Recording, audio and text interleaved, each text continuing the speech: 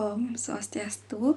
Perkenalkan, nama saya Nimade Erika Dwi Anggreni dengan NIM 24095111031.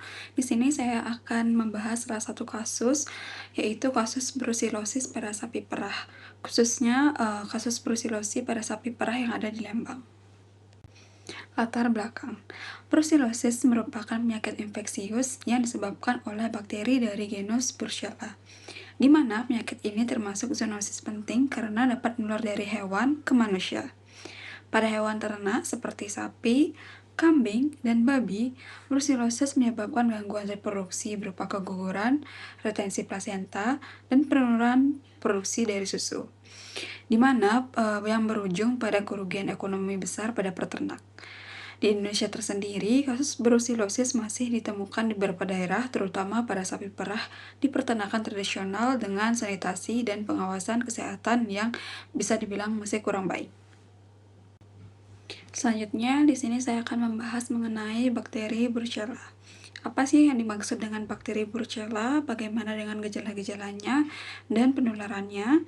Jadi, bakteri Brucella adalah bakteri gram negatif yang berbentuk kokos batang kecil yang bersifat intraseluler fakultatif, di mana bakteri ini mampu hidup dalam makrofag.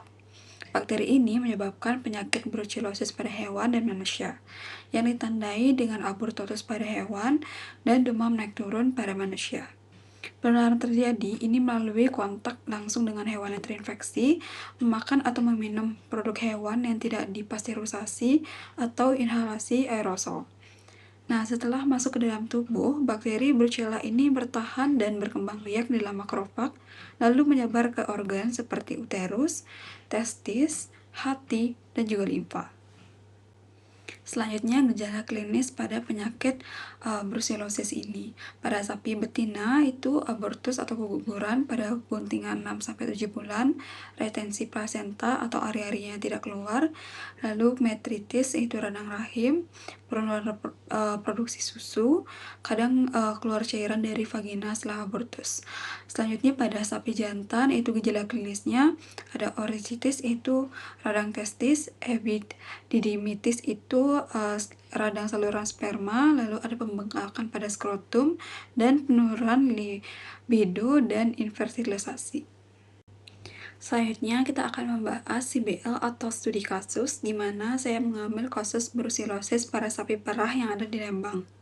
Di sebuah peternakan sapi perah di daerah Lembang, 3 ekor sapi betina mengalami keguguran berulang pada usia kebuntingan 6-7 bulan, di mana peternak melaporkan adanya penurunan produksi susu dan retensi plasenta setelah keguguran. Lalu dilakukannya pemeriksaan serologis dengan Roux Bengal Test atau RBT yang menunjukkan hasil positif penyakit brusilosis pada 2 ekor sapi. Peternak juga menyebutkan ia belum pernah melakukan vaksinasi brusilosis sebelumnya pada sapi-sapinya. Selanjutnya itu penanganan kasus brusilosis. Bagaimana sih cara menangani sapi yang sudah terlanjur terkena penyakit brusilosis ini? Yang pertama, pemusnahan, di mana hewan positif itu harus dimusnahkan atau dipisahkan permanen agar tidak menular ke hewan lainnya. Lalu ada disinfeksi kandang dan peralatan, yaitu membersihkan kandang dan peralatan dengan fenol, formalin, dan natrium hipoklorit. Lalu isolasi, yaitu memisahkan hewan dengan gejala seperti abortus atau retensi plasenta.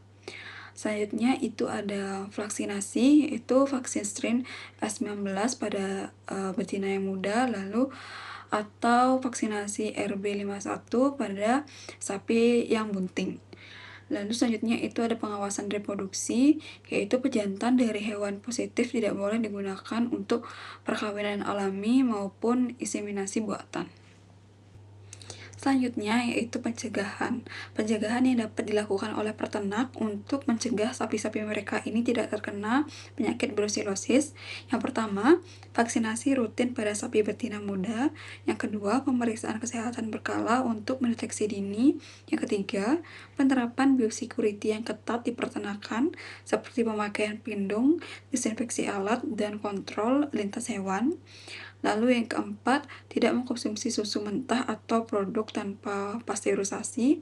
Lalu mengedukasi masyarakat tentang risiko penularan penyakit brusilosis ini.